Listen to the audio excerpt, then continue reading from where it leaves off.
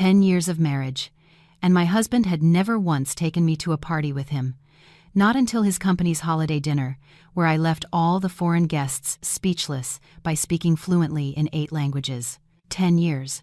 If a person's life is a bolt of fabric, I had cut out the most beautiful, vibrant section to sew a thick dish towel for the man named Julian. I was standing in front of the large oval mirror, a mirror imported from Italy that Julian himself had chosen when we moved into this sprawling house in Greenwich, Connecticut.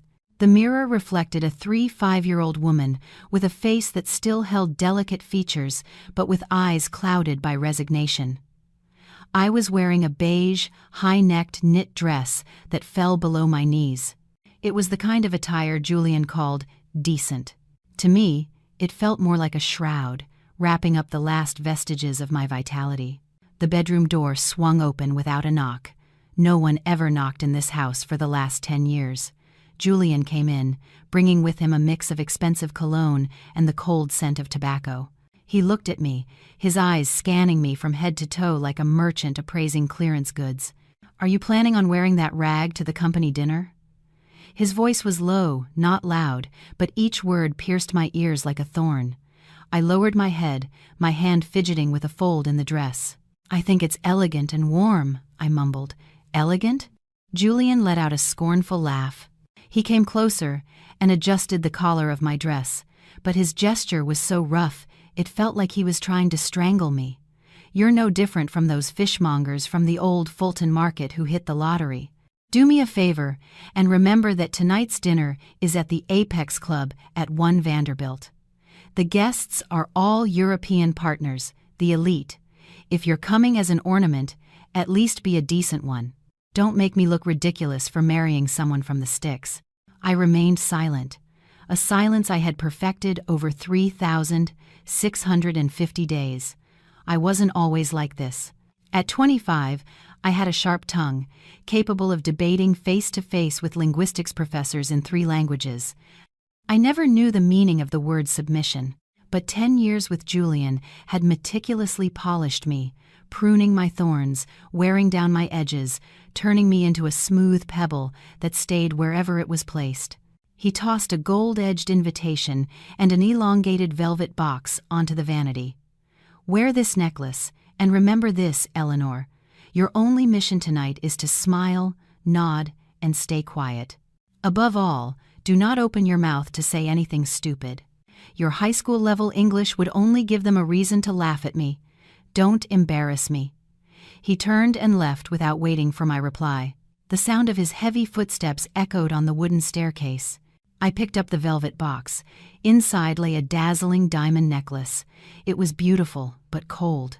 He claimed the outside world would hurt me, so he locked me in this house, cutting off all my ties with old friends and colleagues. He said I didn't know how to socialize, that my English was terrible, so it was best for me to stay home and manage the meals while he went out to battle and bring in the money. I smiled bitterly, a crooked smile in the mirror. Julian didn't know, or pretended to forget, that before I was Mrs. Thorne, I was Eleanor, the walking encyclopedia. I opened the bottom drawer of the closet, where I kept tightly sealed, moisture-proof bags. I took out an old wooden box with a worn lid. Inside were not jewels but my treasures, a master's degree in linguistics from Heidelberg University in Germany, a top-level UN.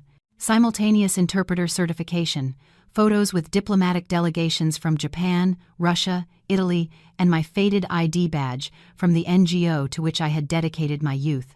My fingers slid over the German words on my summa cum laude diploma. I hadn't used it in 10 years. 10 years of letting the dust of time cover my intellect in exchange for the title of devoted wife, the pillar of the home. Julian had brainwashed me, instilling the idea that I was useless, a freeloader. Sometimes I even started to believe it, that I was nothing more than an ignorant housewife who needed her husband's money to buy a bunch of parsley at the supermarket. But tonight, seeing the invitation to a dinner with the H&G Corporation, an illustrious name in German industry, my heart skipped a beat. H&G, a name that reminded me of sleepless nights, translating technical manuals, of days in the interpretation booth, my back soaked in sweat but my spirit ecstatic. I put the wooden box back in its place, pushing it deep into the back. In the dim light, I put on the diamond necklace. It felt as heavy as a shackle. I applied a bit of red lipstick, a deep shade, not too flashy, but enough to hide my pale lips. Julian wanted me to be a discreet shadow, a backdrop for him. I would grant him his wish. I would go, sit in silence like a doll in a display case, but I wanted to see how my husband, the successful New York businessman, would handle the old wolves from Germany, accustomed as he was to his new money tricks. I walked out of the room and slammed the door shut. The sharp click of the latch announced a night that would not be quiet. The gleaming black Mercedes S-Class glided smoothly through the bustling streets of New York City in the final days of the year. The holiday spirit was everywhere. Bright lights and decorations, people hurrying to and fro, but inside the car the air was dense, as heavy as an impending storm. Julian drove, tapping his fingers on the steering wheel to the rhythm of the classical music playing from the expensive speakers. He didn't look at me, his eyes fixed on the road, but he continued his lecture. When we get there, don't leave my left side. When I shake someone's hand, you just give a slight nod as a greeting. Don't you dare extend your hand to imitate them. Your hands are rough and always clammy. You'd kill their appetite. I was shrunk in the passenger seat, my hands on my knees, my gaze lost out the window. The streetlights flew by like sad, fleeting stars. I remember, I replied curtly. And another thing? In a little while, Chloe will come to greet us. She's my new assistant, very efficient. Don't give me any of your ridiculous small-town jealousy. She's an educated person. She's been abroad, has civilized manners, not like your mother's neighbors. Chloe. The name was pronounced with an unusual tone of respect. I didn't know her, but my woman's intuition told me she was more than a simple subordinate. On Julian's credit card statements, which I had secretly checked last month, there were strange charges at luxury women's boutiques, places Julian had never taken me. The car stopped in front of the main entrance of One Vanderbilt. The opulence and splendor of the skyscraper were overwhelming. Gentlemen in elegant suits and ladies in flowing evening gowns moved as if in a ballet. Julian got out, adjusted his suit jacket, and walked around the car to open my door, a gallant gesture, but I knew it was pure theater for the crowd. He offered his hand, and I placed mine in his. His hand was cold and damp. "Remember what I told you?" he hissed through his teeth, while his smile to the crowd remained radiant. "Julian, Julian, you're here!" A sing-song voice emerged from the crowd. A young woman, vibrant as a velvet rose, approached. She wore a daring crimson dress with a slit that revealed endless legs and porcelain skin, her hair voluminous and wavy, her face perfectly made up. "This must be Chloe," she said. She glided to Julian's side with complete naturalness and flicked an invisible speck of dust from his shoulder. "You're 3 minutes late. Mr. Richter is waiting for you in the VIP lounge." Then she turned to look at me. Her gaze flickered over me, pausing on my beige knit dress with a hint of concealed mockery. "Hello, Eleanor. You look so simple today. For a second, I thought you were the housekeeper who'd gotten into the wrong car." The half-joking, half-serious line was accompanied by a little giggle. Julian showed no intention of defending me. On the contrary, he laughed with her. "My wife is like that, used to the rustic life. You have to understand her. Come on, let's go in. We don't want this deal to slip through our fingers." With that, he pulled his hand from mine so Chloe could take his arm. They walked together, forming a radiant and perfect couple, as if they were the true hosts of the party. And I, the legitimate wife, was relegated a few steps behind, following them meekly like a servant. An indescribable bitterness seized my throat.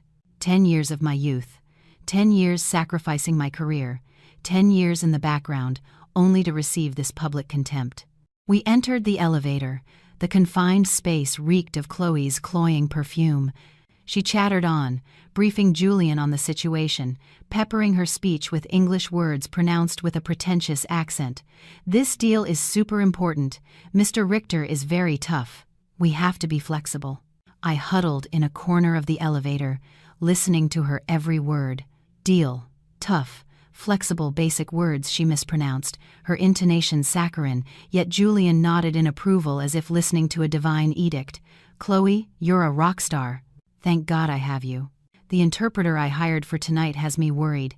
The kid just graduated from college. Don't you worry, Julian.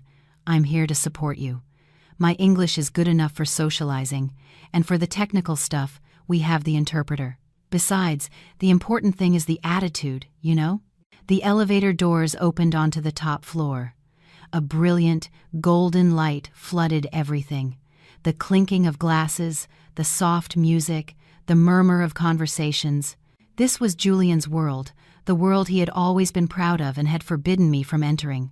He turned and pointed to a round table hidden behind a large column, far from the main stage. Sit there. It's a quiet spot. You can eat in peace. Don't wander around and bother the guests. I'll call you when the party's over. He spoke as if giving an order to a mischievous child. I looked at the empty, lonely table in the corner, then at Chloe, who clung to Julian's arm as they headed to the center of the party, where the lights shone brightest. Yes, I know, I replied with surprising calmness. I walked to that secluded corner and sat down. But my eyes weren't on the plate of food. They followed every move of Julian and Chloe. More importantly, I watched the group of foreigners in the most prominent position. The tall man, with salt and pepper hair and blue eyes as sharp as a hawk's, was Klaus Richter, the CEO of H&G. Beside him, his partners had serious faces, and I saw him frown with clear dissatisfaction as he checked his watch. A bad feeling, or rather, the scent of an impending disaster, hit me full force, and strangely, instead of worrying about my husband, the warm blood inside me began to boil. An excitement similar to what I felt the first day I stepped into an interpretation booth. From my position, I was like a spectator in the cheapest seat of a grand theater, but with the best panoramic view. The enormous hall was lavishly decorated with imported fresh flowers and cascading crystal chandeliers. But behind all that glitter, an undercurrent of tension was rising. I ordered a glass of water.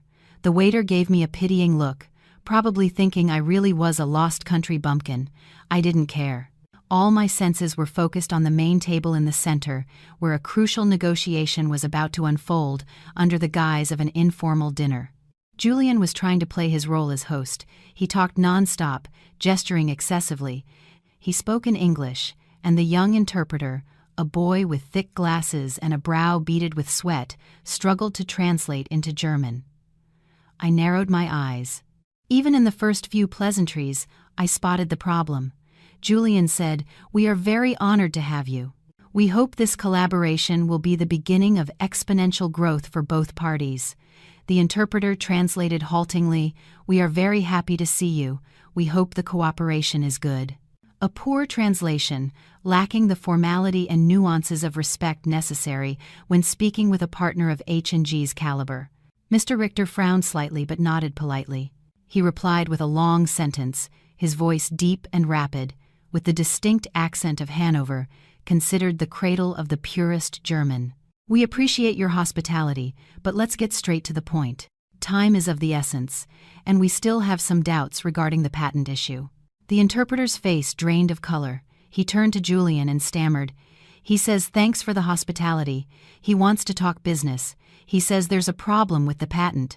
Julian looked impatient. He clapped the interpreter on the shoulder. "Translate word for word. Ask him what the problem is exactly. I thought we had agreed on everything."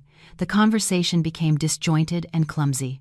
Chloe, at his side, tried to interject with a few English phrases, but Mr. Richter waved his hand to signal it wasn't necessary. He wanted to negotiate in his native tongue to ensure the absolute precision of the legal terms. The atmosphere grew tense. The laughter and conversations around them seemed to diminish, and all eyes began to focus on the main table. People started to whisper. Julian's predicament and the young interpreter's helplessness were turning an elegant scene into a cheap comedy. I saw Richter turn to whisper something to his assistant in French. I strained my ears. Despite the distance, thanks to the room's surround sound system, I managed to catch fragments. Unbelievable.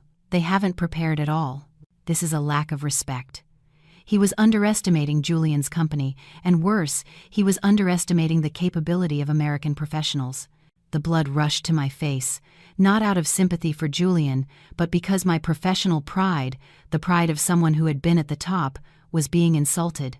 Then, the disaster materialized. They began to discuss the contract details. Julian, with the arrogance of someone used to shady deals, talked non-stop about sharing the usage rights. "Tell him we'll share all this technology with our local partners to optimize profits." The interpreter, completely lost, translated the verb share as transfer, which implies ceding ownership. "We will transfer all the technology to our local partners." The moment he finished the sentence, Mr. Richter's face turned red with fury. He slammed the table hard, causing a wine glass to spill onto the immaculate tablecloth. "What transfer? That is a breach of contract. We discussed licensing the use, not transferring ownership. This is theft." The entire room fell into a deathly silence. The music stopped. Julian turned pale, his hands trembling. Even though he didn't understand what was said, the fury was universally understood. He spun around and yelled at the interpreter. "What did he say? What did you translate?" The young interpreter, on the verge of tears, stammered, "I translated what you told me. He says it's theft and a breach of contract." "Breach of what? I do clean business," Julian roared, sweating profusely. He looked around for help but found only looks of pity or concealed malice. Chloe was frozen, pale as a ghost, clutching her chair. "Mr. Richter jumped to his feet, signaling his entourage to gather their documents. "We are leaving. There is nothing more to discuss here." Julian, in a panic, lunged to stop Richter, but his bodyguards blocked him. The situation was critical.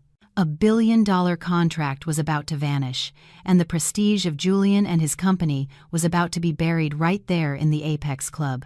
In my corner, I set my glass of water on the table. A soft click, but in my mind, it echoed like a judge's gavel. I stood up, adjusted the collar of my rustic knit dress, smoothed my hair, and began to walk. Not with the stooped, submissive posture of the housewife Eleanor of the past 10 years. It was the posture of Eleanor, the walking encyclopedia back straight, head high, gaze firm. Each of my steps echoed rhythmically and decisively on the marble floor. I cut through the whispering crowd. People parted to let me pass, looking at me with astonishment. "It's Julian's wife. What is she going to do? Is she going to beg or make a jealous scene?" I ignored them all. I walked directly toward Mr. Richter, placing myself in his path. Julian saw me, his eyes wide with a mixture of rage and panic. "Eleanor, what are you doing? Get back to your seat right now. Don't come here and cause more trouble. Get out!" Chloe, regaining her composure, shrieked, "Eleanor, are you crazy? Do you know where you are to come and make a fool of yourself?" I didn't look at them. I only stared into the sharp blue eyes of Mr. Richter, which were burning with fury. I took a deep breath, feeling the cool air from the climate control fill my lungs, awakening every dormant cell in my brain. And then I spoke, not in Spanish, not in my so-called high school English. I spoke in German, a perfect Hanoverian German, deep, clear, and full of authority. "Mein Herr Richter, bitte beruhigen Sie sich für einen Moment. Es hat ein bedauerliches Missverständnis bei der Übersetzung gegeben. Dear Mr. Richter, I beg you to calm yourself for a moment. There has been an unfortunate misunderstanding in the translation." My sentence was like a bucket of cold water on a forest fire. Mr. Richter stopped in his tracks. The entire room held its breath. Julian and Chloe's jaws dropped, their eyes nearly popping out of their sockets. My moment had arrived. In that instant, I was no longer the submissive housewife from Greenwich. There I stood, back straight, facing the cutting gaze of the most powerful man at H&G. Around me, time seemed to stand still. The buzz of the party faded away, leaving only my intense focus and that of my interlocutor. Mr. Richter halted his departure, his thick white eyebrows knitted together. He observed me with a mix of scrutiny and surprise. He did not expect, in this distant country, at such a chaotic and unprofessional party, to find someone who spoke the pure German of Hanover, his homeland. It was that refined, unadulterated German, the language of nobility and academia, of which he had always been proud. He turned slowly to face me, His voice, still tinged with coldness, was slightly less harsh. "You speak German, and with such a pure accent. Who are you?" I offered a smile, a perfect protocol smile I had practiced thousands of times in front of a mirror 10 years ago. I gave a slight bow, a curtsy that followed European diplomatic protocol, not so low as to seem servile, but deep enough to show respect. "I am the wife of Mr. Julian Thorne. But at this moment, I am here as someone who understands the true value of this contract and does not wish for a linguistic error to ruin a great opportunity." Without waiting for him to ask more, I went straight to the point, gesturing to the folder of documents lying abandoned on the table. The interpreter used the word übertragen, which means to transfer ownership. However, I know that in the original draft, Clause 4, Section 2, the term is teilen, which means to share or to license. My husband meant to say that we will utilize the technology internally within our subsidiaries to optimize production, strictly adhering to your licensing regulations. We never had any intention of stealing your intellectual property. Richter was silent. He stared at me, his expression shifting from suspicion to astonishment, finally settling on a discreet admiration. He turned to his assistant, who nodded vigorously, confirming that what I had just said was legally precise. Behind me, Julian and Chloe seemed to wake from their initial shock. Julian lunged toward me, pale as wax, sweat running down his face and smudging the light makeup he wore. He didn't understand what I had said, but he saw that Richter had stopped, that the tension was easing, and he assumed I was begging or making a fool of myself. He grabbed my arm, squeezing so tightly I felt a sharp pain. "What the hell are you telling him? Do you want to humiliate me even more? Get back to your seat. Don't go showing off what you don't know." Chloe chimed in, her sharp, strident voice breaking the solemnity I had just created. "Eleanor, don't be crazy. What do you know about business contracts? If you say something stupid, they could sue us and ruin us. Julian, get her out of here. I'll handle the rest." I didn't turn to look at them. I only felt disgust at how they tried to drag me through the mud, even as I was saving their company's hide. I shook off Julian's grip with a sharp, decisive movement that sent him stumbling backward. I looked directly into Richter's eyes and continued in German, my voice serene as if the two yelling behind me didn't exist. "Please excuse the interruption. As you can see, the situation is a bit tense, but I assure you, the integrity of this contract is guaranteed." Richter managed a half smile. It was the smile of an old fox who had understood everything. He ignored Julian, walked back to the table, pulled out a chair, and gestured for me to sit opposite him. "Please, have a seat, madam. I'm listening." Richter's gesture was like a slap across Julian's face. He stood there, petrified, his mouth agape. His most important partner, the one who had been on the verge of leaving, was now respectfully inviting his wife, whom he considered useless, to sit at the negotiating table. I sat down with a calm and dignified posture. It had been 10 years since I felt this way. The feeling of being where I belonged, the feeling of being guided by my intellect. I glanced at the thick contract on the table. The words, the complex legal clauses, appeared before my eyes as familiar as old friends. The game had just begun, and this time I was dealing the cards. Julian couldn't accept it. The false vanity of a chauvinistic man was being severely threatened. He couldn't stand being sidelined at his own party, much less having his freeloader wife be the savior of the situation. He approached abruptly, intending to place his hand on my shoulder to force me to stand. He was going to use his authority as a husband to subdue me right there. "Eleanor, I forbid you. Get up right now. This is no place for women to meddle in business. Go home now." His voice was a hiss, loud enough for those nearby to hear. The crowd began to whisper more loudly. Chloe, by his side, added fuel to the fire. "Eleanor, don't make Julian angrier. Just leave. This is out of your league." I took a deep breath. My patience had run out. 10 years of submission was more than enough. Today, here, I would end this farce of a happy family. I turned sharply, my fiery gaze fixed on Julian's face. "Shut your mouth." 3 short words, sharp as a knife on marble. My voice echoed, clear and firm, in English, leaving Julian and Chloe stunned. Julian seemed to freeze. His half-raised hand stopped midair. Never in 10 years had he heard me raise my voice to him, much less yell at him in public. If you want to lose this contract, if you want your company to be bankrupt tomorrow, drowning in debt, and being the laughingstock of the business world, then keep talking. But if you want to hold on to what little pride you have left, shut your mouth and step aside. Don't make me repeat myself. The authority emanating from me made Julian recoil. He looked at me as if I were a stranger. The docile, caged canary had suddenly transformed into a phoenix, and its heat terrified him. He stammered, trying to say something, but the words wouldn't come. I gave him no chance to react. I turned back to Richter, instantly switching to German with a 180-degree turn in my demeanor that became professional and astonishingly calm. Let's discuss the technical details, Mr. Richter. I've heard your concerns about the production capacity of the Charleston factory. I began to analyze. I spoke of the production line, output capacity, the ISO standards Julian's factory applied or claimed to apply. This was knowledge Julian hadn't taught me. I had acquired it by secretly reading the documents he left scattered around his home office. Added to that was my prior understanding of industrial processes from my time as an interpreter for development projects.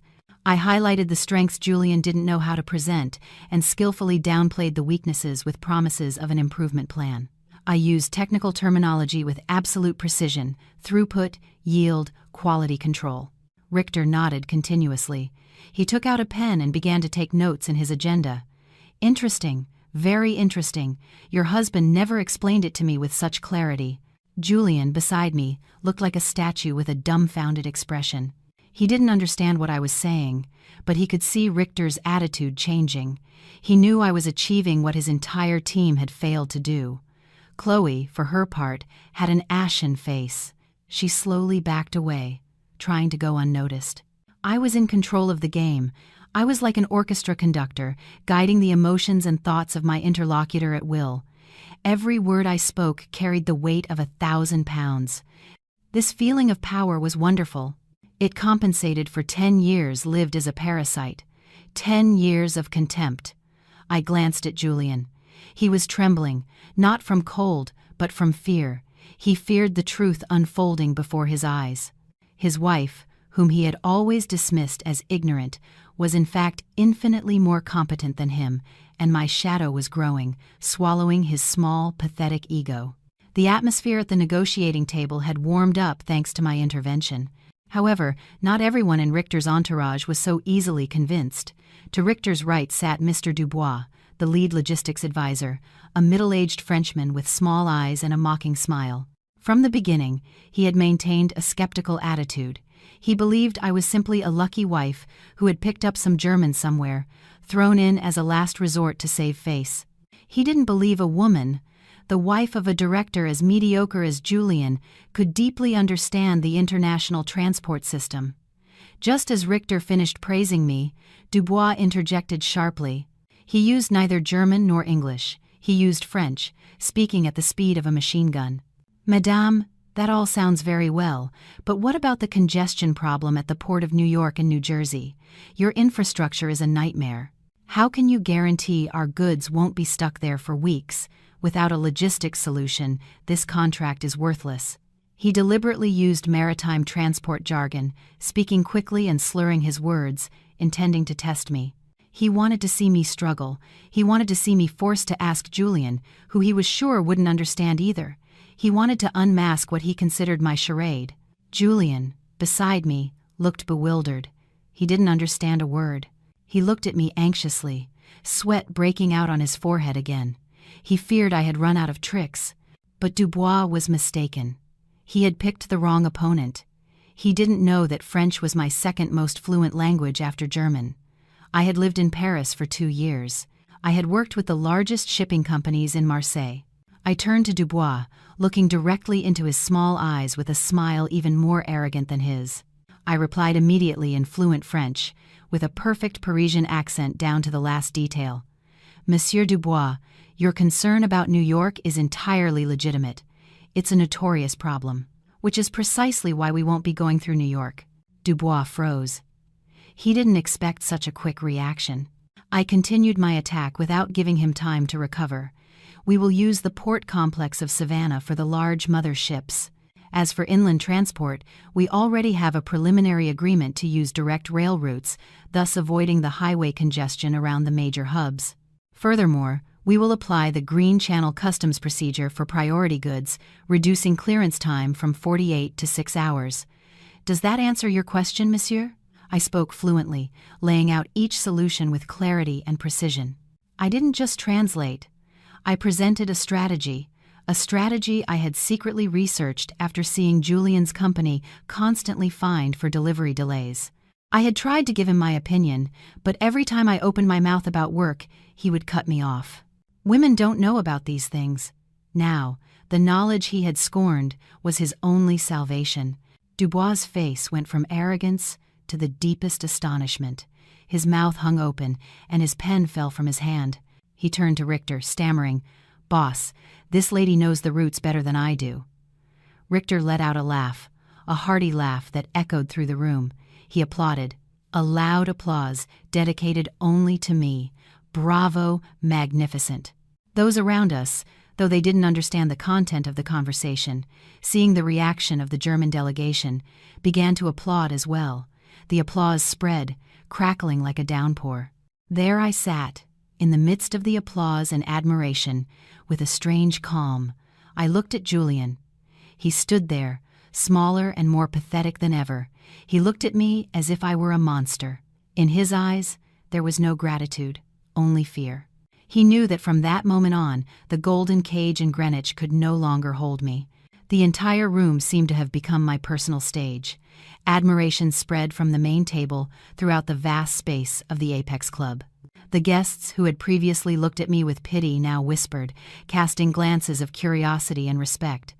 Julian remained there, rooted to the spot like a cracked statue. He dared neither to sit nor to leave. He could only watch helplessly as the wife he had scorned shone with her own light, completely eclipsing his diminutive shadow. But the challenge was not over. H&G was a multinational, and those accompanying Richter were old wolves from all over the world. After subduing the Frenchman Dubois, a burly man with a thick beard sitting opposite, Richter spoke up. It was Petrov, the Russian representative in charge of the energy and raw materials market. Petrov did not mince words. He set his glass of vodka down on the table with a sharp thud, looked at me with eyes that seemed like glowing embers, and spoke in a deep Russian voice, a strong and powerful language. "Mrs. Eleanor, you speak very well of logistics, but I am interested in money. The world price of oil is very volatile. How can you guarantee that the cost of fuel for transport won't eat into our profits?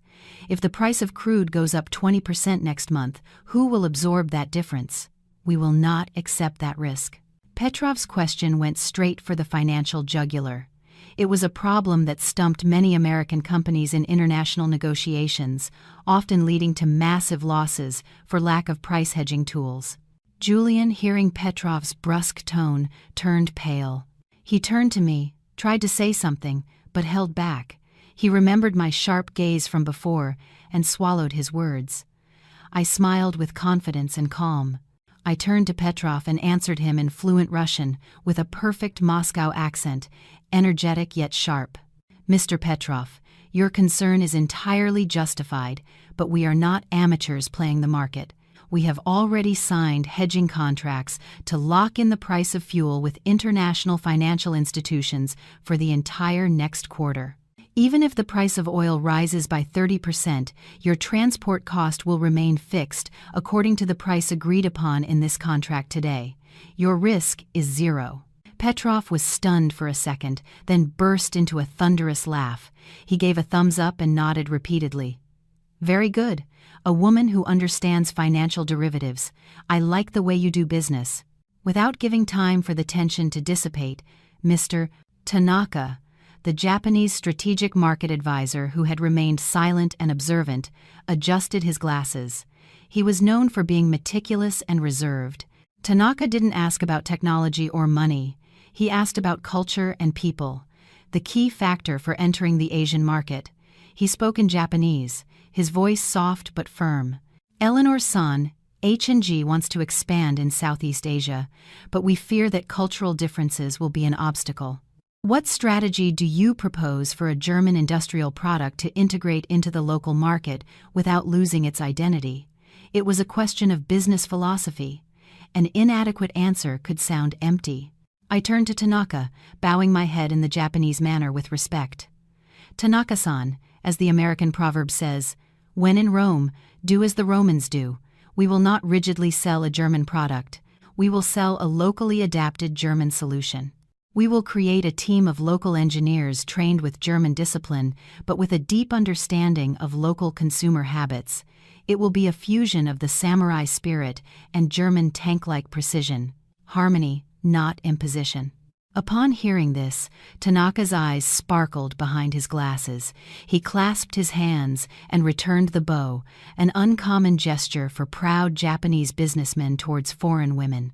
Wonderful. Your vision is very profound. Finally, the representative from Italy, Mr. Romano, an elegant man with wavy hair, raised his wine glass. He no longer tested me. He looked at me with pure admiration. Signora Eleanor, I have never seen anyone switch between languages and cultural mindsets with such fluency. You are like an orchestra conductor leading a symphony of words. It is an honor for us. I raised my glass of water and replied in Italian as smooth as velvet. Grazie per I complimenti, signore. Le lingue sono ponti, e io sono solo una devota costruttrice di ponti. Thank you for the compliment, sir. Languages are bridges, and I am merely a devoted builder of bridges. The table erupted in applause. Richter, Dubois, Petrov, Tanaka, Romano, 5 powerful men representing 5 major economies, looked at me as an equal, even as a star. I glanced at Julian. He was lost in the applause, alone and out of place. He looked at me, but his eyes no longer held the usual contempt, but a deep bewilderment.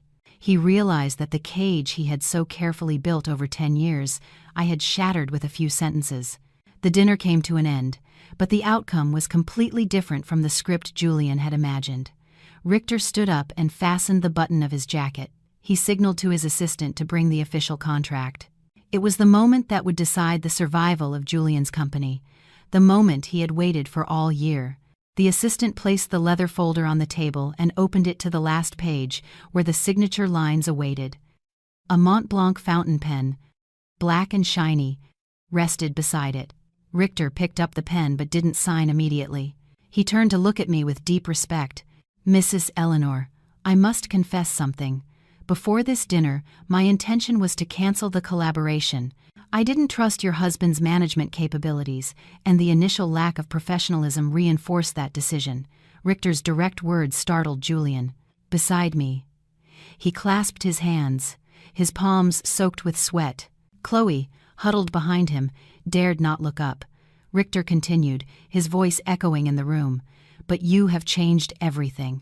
Your knowledge, your intelligence, and your character have convinced me I am signing this contract not for Mr.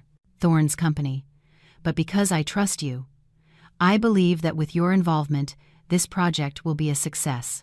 With that, he signed the contract with a decisive stroke. The sound of the pen on the paper was clearly heard in the silence. Then he slid the folder toward Julian. Your turn, Mr. CEO. Julian approached. It should have been the most glorious moment of his life. He would have been photographed shaking hands with a German magnate. The press would have praised him. But at that moment, he looked pathetic. He picked up the pen with a trembling hand.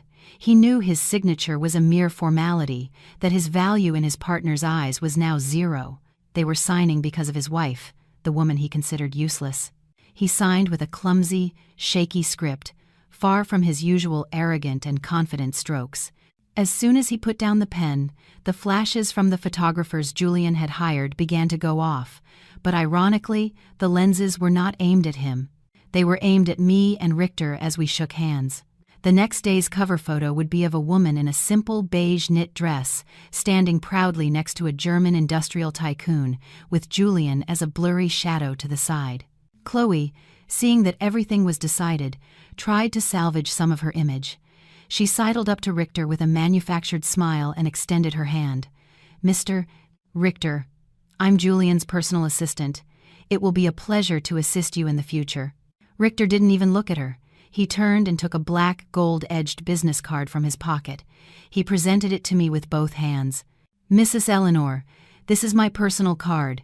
H&G is looking for a strategic advisor for the Asia-Pacific region. I can think of no one more suitable than you. I hope you will consider my offer. The compensation will be commensurate with your talent.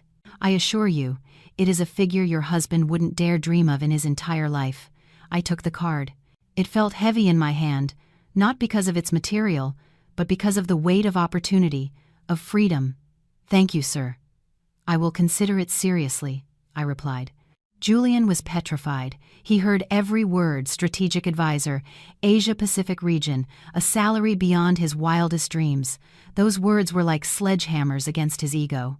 He realized that he had not only lost control over his wife, but he was at risk of losing everything to the woman he had scorned.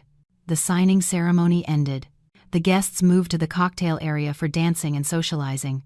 The soft music started playing again, but for me, it was the prelude to another battle, a much crueler one, the battle within my own family. Julian didn't wait for the guests to leave. He grabbed my wrist roughly and dragged me out of the main hall into a deserted corridor leading to the parking garage. I saw Chloe running after us, the clatter of her heels echoing on the floor, her face contorted. In a secluded corner, Julian threw me off violently. My back hit the cold wall. He looked at me, his eyes bloodshot from alcohol and rage. The fury he had contained for hours finally erupted. "Very clever. What is this little show you're putting on? What are you trying to prove? That you're smarter than me? That I'm an idiot who needs his wife to save his ass to sign a contract?" he shouted, spitting saliva. He felt no gratitude. In his chauvinistic, selfish mind, my action hadn't been to save the company, but to humiliate him. He would have rather lost the contract than have his wife outshine him. I leaned against the wall, fixing the sleeve he had dislodged. I looked at him with an icy calm. For the first time in 10 years, I looked at him without fear, only with pity. "It's not a show. I did what was necessary to save your company from bankruptcy. If I hadn't spoken, do you think you'd still be here yelling at me? Shut up!" Julian raised his hand to slap me, but I didn't flinch. I lifted my chin and looked him straight in the eye. My cold, determined gaze stopped his hand in midair. He didn't dare to strike. He was afraid. He was afraid of the woman standing before him. "Go ahead," I challenged, my voice low and firm. "After that slap, you will lose everything. Richter holds me in high regard. What do you think he'll do with the newly signed contract if I show up tomorrow with a bruise on my face?" Julian lowered his hand, trembling, grinding his teeth. "Why? Why did you hide this from me for 10 years? Did you pretend to be dumb, submissive? For what? To wait for today and stab me in the back?" "I didn't hide it," I smiled bitterly. "You just never asked. You never cared who I was, what I studied, what I could do. You just needed a doll who could cook and have children. You locked me in the house, brainwashed me into believing I was useless. You were afraid I was better than you, that my shadow would eclipse yours. Your confidence was built on my insecurity. That's why you forbade me from socializing. You forbade me from working." Every word was a needle pricking his guilty conscience. He stumbled back, his face a mask of horror. He never expected I had unraveled his dark psychology so long ago. Chloe, seeing Julian at a disadvantage, tried to defend him. "Eleanor, you're being too harsh. Julian cares about you. He wanted you to live comfortably. That's why he let you stay home. You should be grateful instead of having this attitude."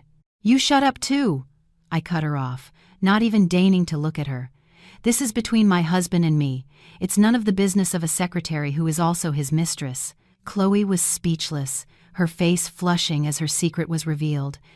She looked to Julian for help, but he was too busy confronting his own fears. I opened my purse and took out a white envelope I had prepared at home. I threw it at Julian. The envelope fell to the floor between the three of us. "What is this?" Julian asked, his voice hoarse.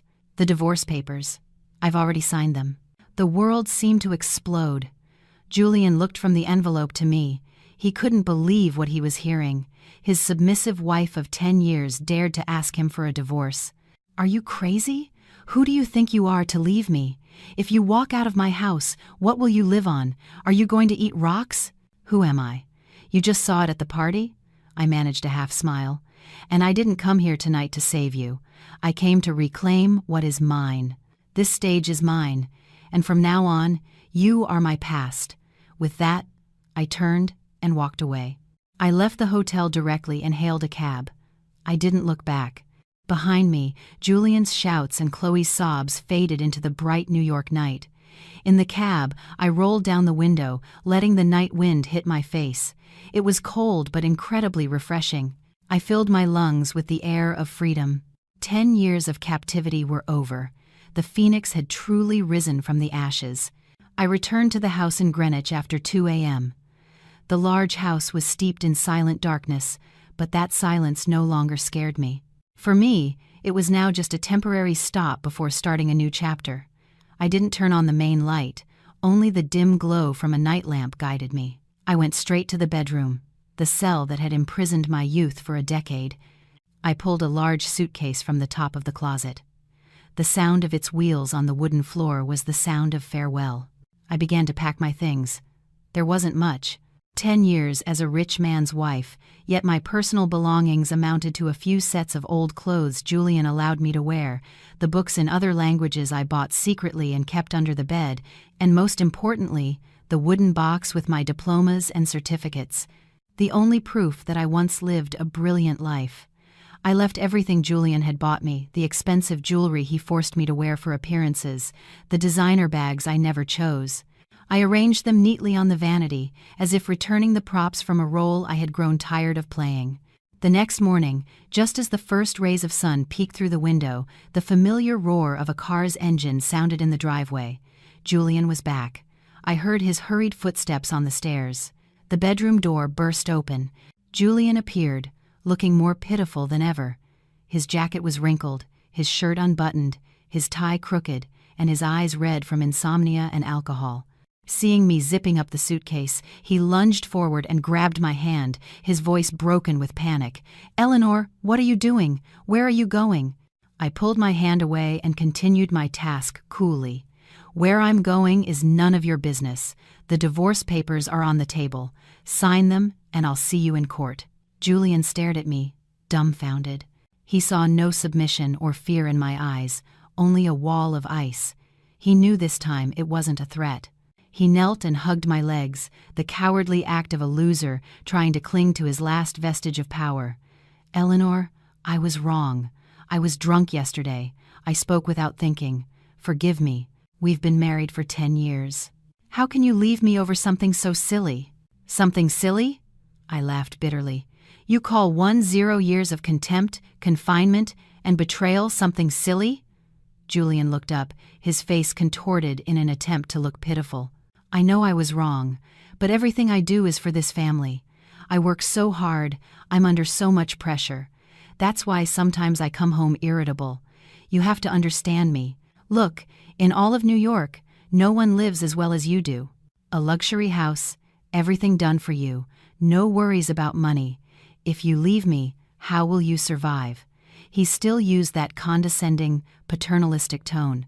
He still thought I was a parasite incapable of living without him as a host. "Don't worry about me." I leaned down to look at him, my gaze sharp. "Richter offered me a position as a strategic advisor. My starting salary is more than enough to buy 10 houses like this one. I don't need your money. I need respect, something you never had." Hearing Richter's name, Julian seemed to get an electric shock. He let go of my legs and recoiled, pale as a ghost. He realized I was no longer the caged bird. I had flown high, very high, to a height he could never reach, even if he broke his neck trying. He changed tactics. From pleading, he moved to bribery. "Eleanor, if you're so good, why don't you stay and help me? The company is in trouble. The contract with H&G needs follow-up. If you stay, I'll make you vice president. I'll give you stock. I'll fire Chloe right now. I'll do whatever you want." I looked at him, feeling a wave of nausea. He was willing to sell out his mistress, to sell his pride, just to keep me, his money-making machine. "It's too late, Julian," I said, dragging the suitcase toward the door. "When I needed your protection the most, you joined others to humiliate me. When I shone the brightest, You felt envy and tried to drag me down. You don't love me. You only love yourself. And your company? I'll take very good care of it, but as a representative of H&G, not as your wife. I walked out of the room, leaving Julian sitting on the floor, shrunken and pathetic like a dirty rag. As I went downstairs to the living room, I found Chloe lurking near the door. She must have followed Julian here to find out what was happening. Seeing me with the suitcase, a flash of triumph shone in her eyes, but her mouth feigned kindness. "Oh, Eleanor, where are you going? Julian is so upset. Aren't you going to stay and comfort him?" I stopped and looked her straight in the face. This woman, so young and already with such a twisted heart. For 3 years, she had not only been Julian's mistress, but also his eyes and ears to spy on me. "You're just in time," I said calmly. "Come in. I have something to show you before I go." Chloe, perplexed but curious, followed me into the living room. I opened my purse, took out a thin file, and tossed it onto the coffee table. "Take a look." Chloe picked it up and began to leaf through the pages. Her face changed color, from rosy to white, then to an ashen gray. They were detailed printouts of her expenses, the messages she sent Julian reporting on me, and even photos of her with another man, a competitor of Julian's company. "Where did you get this?" Chloe stammered, her hands trembling as she dropped the file. "Do you think because I'm a housewife, I'm blind and deaf?" I laughed coldly. "Did you think I didn't know about the times you took pictures of me at the market to report to Julian how much the parsley cost? Did you think I didn't find the camera you secretly installed in the living room to watch me?" I moved closer to her, lowering my voice to a whisper that chilled her to the bone. "I know everything. I know you're an infiltrator from a competitor sent to sabotage Julian. I know you're siphoning money from him to support that lover of yours." I kept quiet, waiting for the right moment. And that moment is today. Just then, Julian came down the stairs. He heard my last words and looked at Chloe, stunned. "What is Eleanor saying?" "Chloe, are you a spy?" Panicked, Chloe threw herself at Julian's feet. "Julian, don't believe her. She's making it all up to separate us. I love you, I really do." I took a DNA test result from the file and showed it to Julian. "Really? And whose baby are you expecting? According to this result, you're 8 weeks pregnant, but 8 weeks ago, you were on a business trip to Germany." Julian snatched the paper, his eyes bulging as he read the result. He let out a roar of pain, like a wounded beast, and slapped Chloe so hard the sound echoed through the room. "You slut! You cheated on me! I kept you like a queen, and you dare to betray me!" Chloe fell to the floor, covering her face as she cried and begged. Julian lunged at her, hitting her mercilessly. The chaotic, tragicomic scene unfolded in the luxurious living room. The two who had conspired to trample me were now tearing each other apart like rabid dogs. I watched them without the slightest satisfaction, only weariness. This was the cesspool I had been trapped in for 10 years. Luckily, I had managed to get out in time. "You two sort out your affairs," I said loudly, over Julian's insults. "I'm leaving. And Julian, take care of yourself for when we have to go to court. We'll calculate the marital assets and common debts fairly." I dragged my suitcase to the door. Behind me, the crying, pleading, and insults continued. The door of the house closed behind me, shutting in the noise, the lies, and the tragedy. I had barely left the gates of the community when a minivan screeched to a halt in front of me. The door opened, and a large woman with a face caked in makeup and a young woman in flashy clothes got out. It was my mother-in-law, Dolores, and my sister-in-law, Heather. Seeing me with the suitcase, Dolores planted her hands on her hips and started screaming in the middle of the street. "Oh, look at this tramp trying to escape. Julian told me you asked for a divorce and that you made a scene at his company party. Who do you think you are?" Heather, at her side, lifted her chin with a disdainful air. "Where are you going? If you leave with what you're wearing. What's in that suitcase? Did you steal money from my brother to run away? Open it. Let me check." The two of them lunged to grab my suitcase. I stepped back, clutching the handle, my gaze hardening. Before, I respected them because they were my elders, my husband's family, and I always put up with their impertinence and their requests for money. But I didn't have to anymore. "Get back," I shouted. "Don't touch my things!" Dolores froze for a moment, then became more aggressive. "You dare to shout at me? You shameless hussy! Get out of my son's house right now! Out!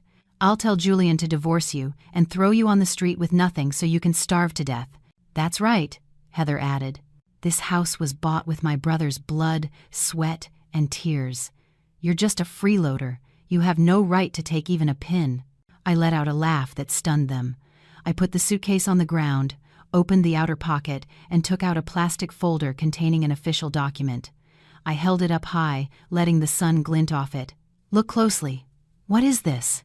Dolores squinted. "The property deed." "So what? It's in my son's name." "You're mistaken, ma'am," I said, articulating each word. "Open your eyes and read the owner's name, Eleanor Hayes. And look at the date of acquisition, 2012, 2 years before I married your son." Dolores and Heather looked as if they'd been struck by lightning. They snatched the deed, their eyes devouring the owner's name. Sure enough, it was my name, and the date was correct. "Impossible," Dolores stammered. "Where did you get the money? You were just a low-level interpreter." "Low level?" I laughed with disdain. "Did you know that 10 years ago, 1 day of work in the booth earned me what a blue-collar worker made in a year? I bought this house with my savings and earnings from some stock investments. When I married Julian, he was drowning in debt from a failed business. I let him live here to save his reputation. I never put the house in his name, nor did I declare it as community property. Legally, it's my sole property." I snatched the deed back and put it carefully in my purse. "So, the one who has to get out of here isn't me, but your son and your entire family of moochers. I'm giving Julian 1 week to pack his things and disappear from my house. If not, I'll call a process server and the police to evict him." The blood drained from Dolores's face. She had to lean on Heather to keep from falling. Heather's mouth was wide open, speechless. They never imagined that the freeloader daughter-in-law they had so despised was actually a wealthy woman who held all the cards. I called over a security guard who was patrolling nearby. "Please escort these 2 ladies off my property. They are disturbing the peace and bothering the neighbors."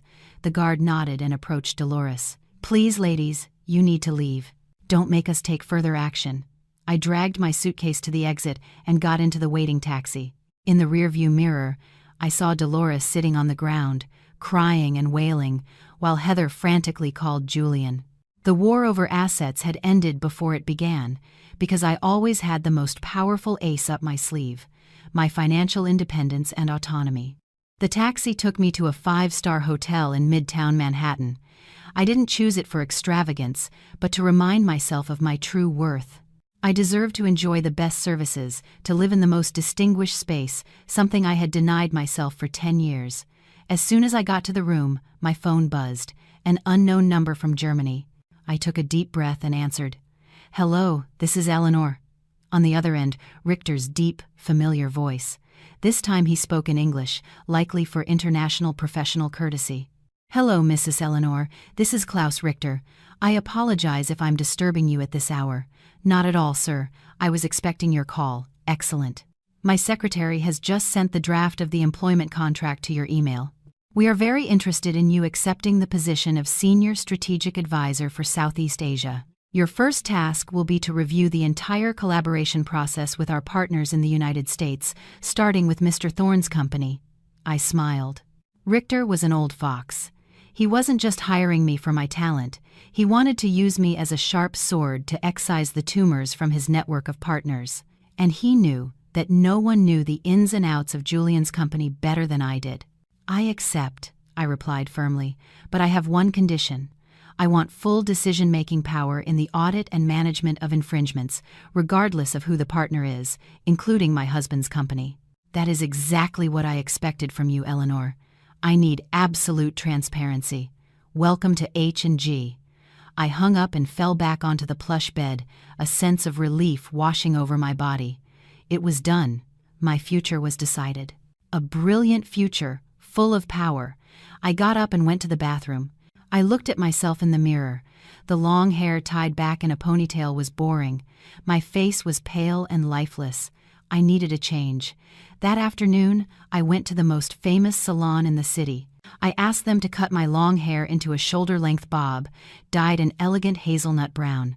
In the mirror, I saw a completely different woman, sophisticated, modern, and full of energy. Afterward, I visited the luxury boutiques. I didn't choose fussy dresses, but impeccably tailored pantsuits and blouses of soft but structured silk that conveyed professionalism and authority. I bought a pair of pointed toe heels, the weapon that would help me stand tall in the business world. When I returned to the hotel, I was no longer the housewife Eleanor of yesterday. I was Eleanor Hayes, the strategic advisor for H&G. I was ready for tomorrow's battle, a battle without weapons, but one that would redefine the entire game. On Monday morning, the atmosphere in the office building where Julian's company was located was gloomier than usual. Rumors about the scandal at the holiday dinner had spread throughout the New York business world. Employees arrived with worried faces, whispering about the company's uncertain future. At 9 a.m. sharp, a luxury car from H&G pulled up to the entrance. The chauffeur opened the door for me, and I stepped out. I was wearing a cream-colored pantsuit that enhanced my figure and skin tone, my short hair impeccable. In my hand, a leather briefcase with documents. Behind me were 2 German assistants and a lawyer representing H&G Corporation. We went straight into the elevator and pressed the button for the top floor.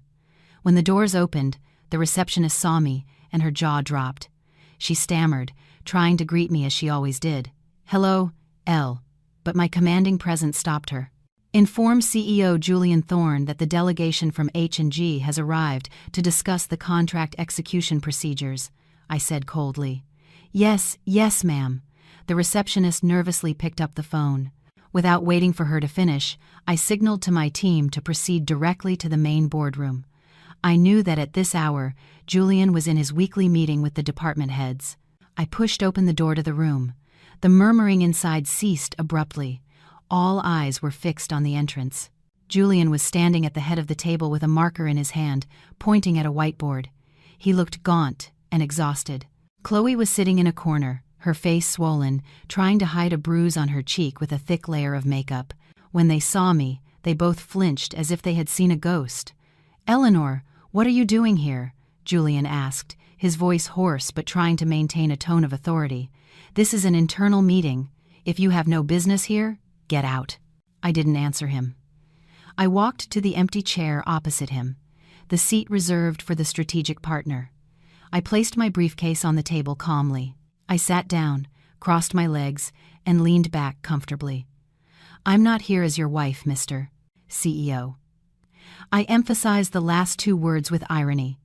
"I am Eleanor Hayes, Senior Strategic Advisor and Plenipotentiary Representative of H&G for Southeast Asia."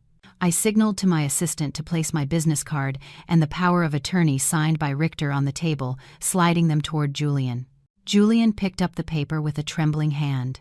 He read it over and over as if he couldn't believe his eyes. The department heads around him began to whisper. They looked at me with a mix of astonishment and admiration. They had heard rumors that I had saved the company, but they didn't expect me to return with such power. "Impossible," Julian muttered. "How could he have appointed you so quickly? What kind of witchcraft did you use on him?" "Competence, Julian," I replied curtly. "Something you never wanted to acknowledge in me. And now, as the representative of the contracting party, I demand that this meeting focus on auditing and reviewing the financial capacity of the partner company." "Audit?" Chloe exclaimed, her voice breaking. "We just closed the annual audit. Everything is transparent.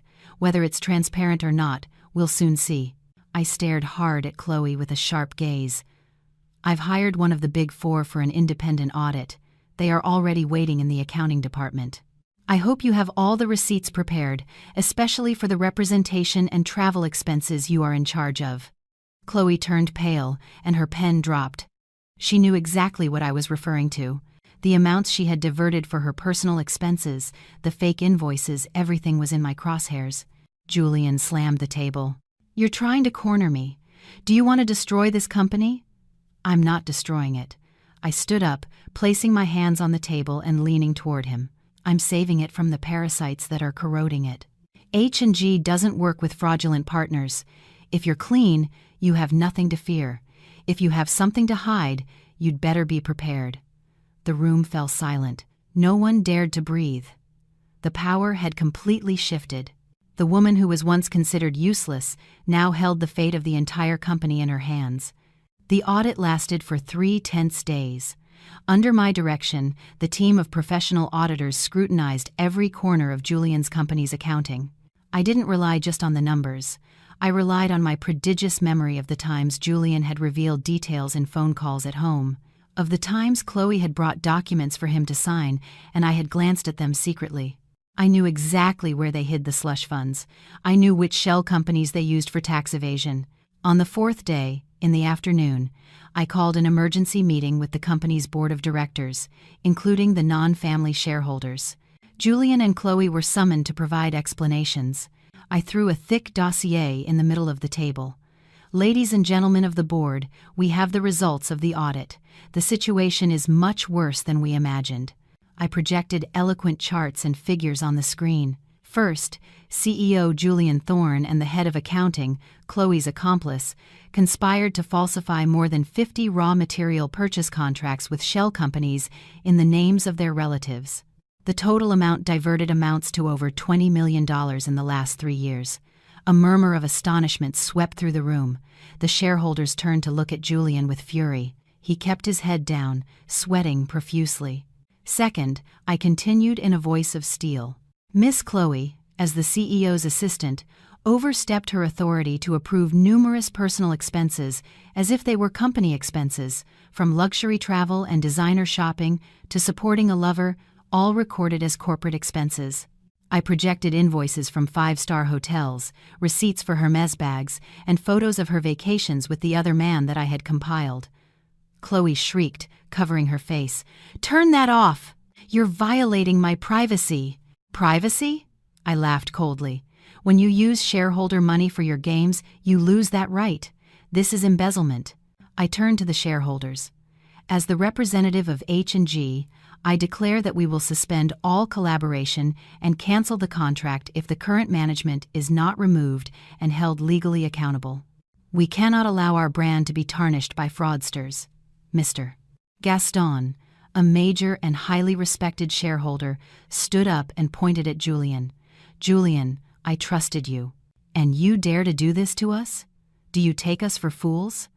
I propose his immediate dismissal as CEO and that we sue him to recover the money. Yes, dismissal. To the courts. The other shareholders supported him. Julian crumbled. He slumped into his chair, his gaze lost. He looked at me, and in his eyes there was no longer anger or hatred, but absolute despair. He knew he was finished. He would not only lose the company, the house, and his wife, but he was also facing prison. I gathered my documents, ready to leave. My work there was done. I had brought the truth to light.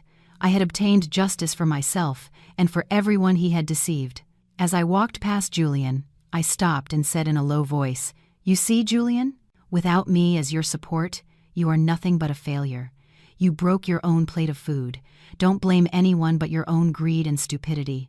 I walked out of the room, leaving behind a chaos of shouts and accusations. The long corridor opened up before me, but this time, at the end of the path, shone the light of freedom and glory. Julian's downfall was swifter than I imagined. Within 24 hours, the news of his company's financial scandal flooded the business press. CEO embezzles company funds. Billion-dollar contract in jeopardy. The hidden face of a successful entrepreneur. Sensational headlines that sealed his reputation. Sitting in my new office at the H&G headquarters, I savored a black coffee while reading the news. I felt an undeniable satisfaction, but more deeply, a great sense of relief. Justice had finally been served. My phone rang. It was Heather, Julian's sister. I answered, not out of a desire to hear her insults, but out of curiosity to know how desperate the family was. "Eleanor, are you happy now?" Heather's voice was broken with sobs. "The police have taken Julian. My mother collapsed and is in the ER. You are a horrible person. You've destroyed my family." "Heather," I replied calmly, "the one who signed false contracts was Julian. The ones who embezzled the money were Julian and Chloe. I only brought the truth to light, If your brother had done things right, no one could have hurt him. Instead of calling me to insult me, you should be looking for a good lawyer for him. But they've seized the house, and his bank accounts are frozen. Where are my mother and I supposed to live? Let us stay in the Greenwich house. After all, it's your house too. Her audacity made me laugh. The day before, they wanted to throw me out on the street, and now they were begging me for a roof over their heads. I'm sorry, I've already put that house up for sale. I don't want to keep any memories of your miserable family. I'm giving you 24 hours to get out. After that, I'm changing the locks. I hung up and blocked her number. I no longer had any obligation to support those who had exploited me for 10 years. That afternoon, I went with my lawyer to the house to supervise the handover. The scene was desolate. Furniture was strewn everywhere. Dolores was sitting on the floor by the entrance, crying and cursing the heavens.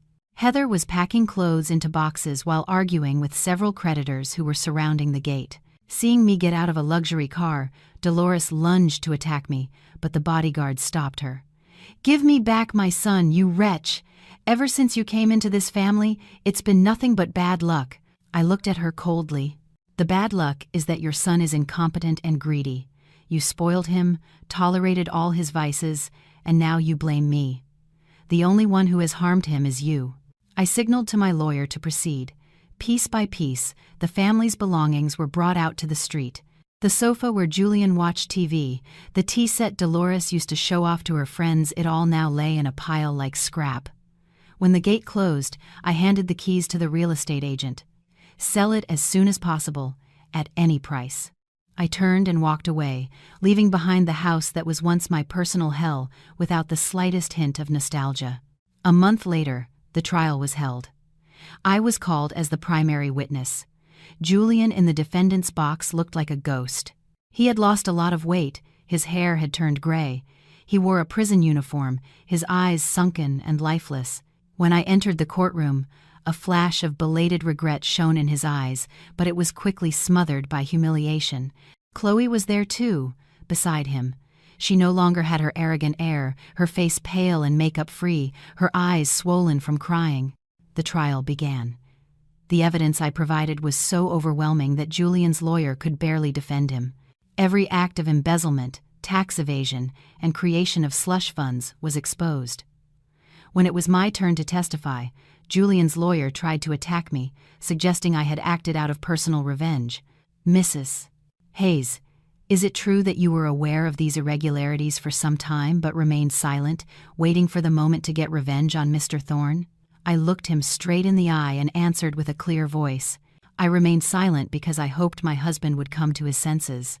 I remained silent because I wanted to preserve my family. But when he and his mistress trampled on my honor, when they used embezzled money for their luxuries and planned to hide their assets, I had to speak up. It is not revenge. It is defending justice and the rights of honest shareholders." The courtroom murmured in approval.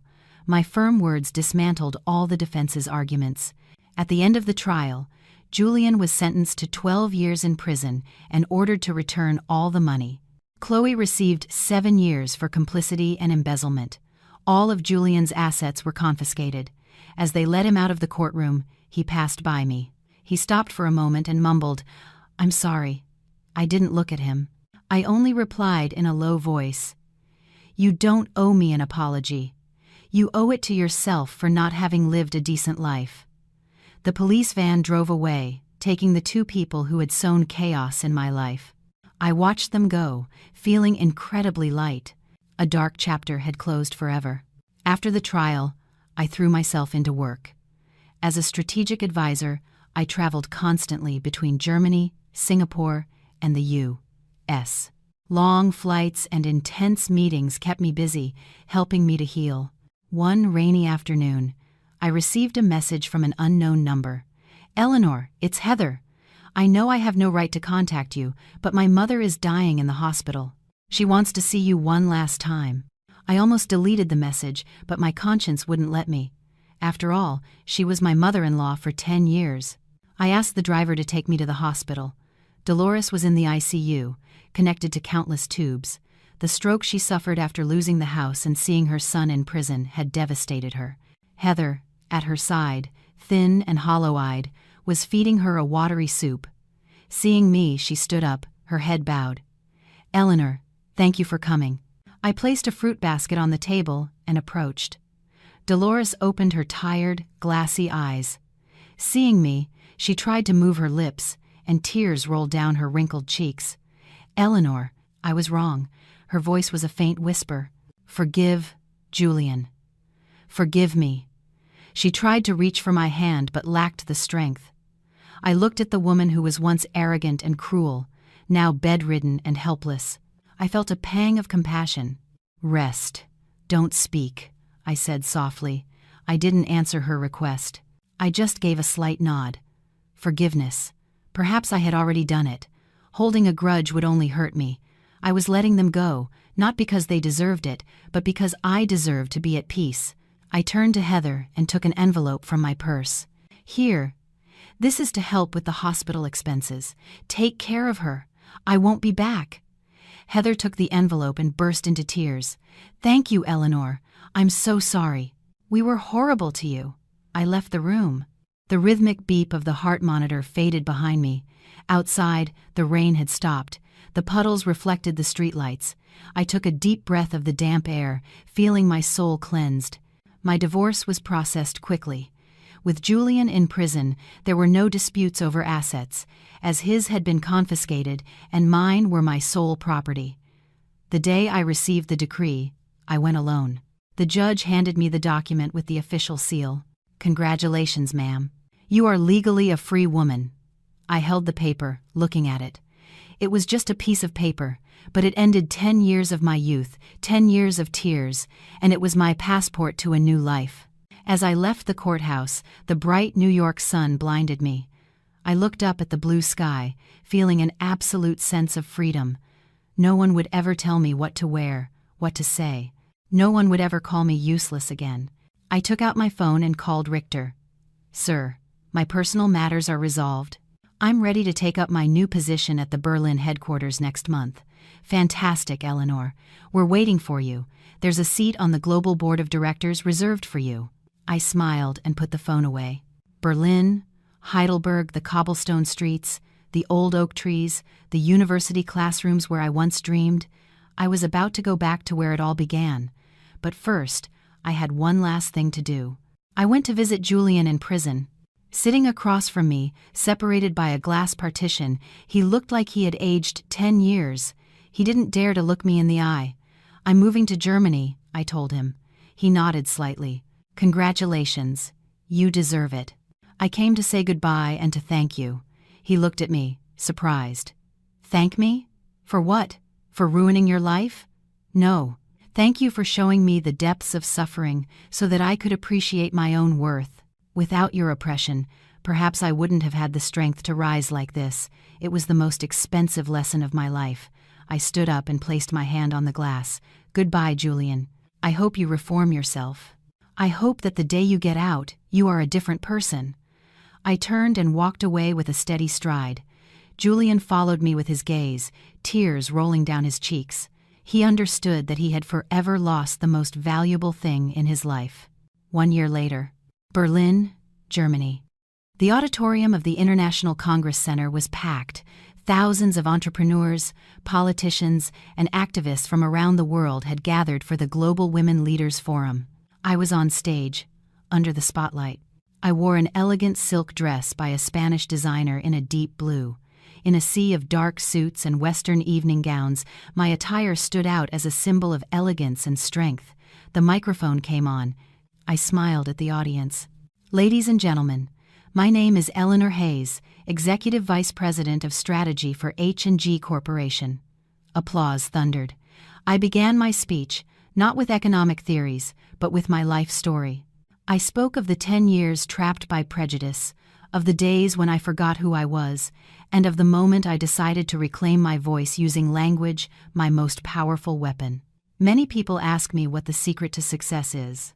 I tell them, never let anyone define your worth. You are not your husband's shadow, nor an ornament in the home. You are yourselves, with your intelligence, your strength, and your own dreams. Do not be afraid to start over.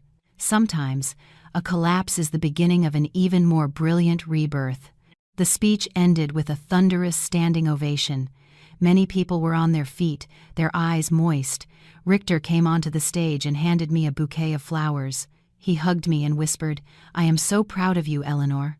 After the ceremony, I went out onto the balcony. The Berlin air was cold but pure. I watched the Spree River flow calmly. In the distance, an elegant man approached. It was Marcus, a German linguistics professor who had quietly supported me during my year in Berlin. "You were incredible, Eleanor," Marcus said in nearly perfect English, his gaze full of affection. "Are you free tonight? I know a delicious Spanish restaurant in the Mitte district." I turned and smiled at him. My heart, after so many storms, seemed to start beating again. But this time, it beat to the rhythm of freedom and equality. "I'm free, Marcus, but I'm in the mood for German food. I'm craving a good currywurst." We both laughed heartily. Our laughter mingled with the wind, rising into the vast Berlin sky. The phoenix had been reborn, and her wings were now strong enough to fly toward any horizon she desired.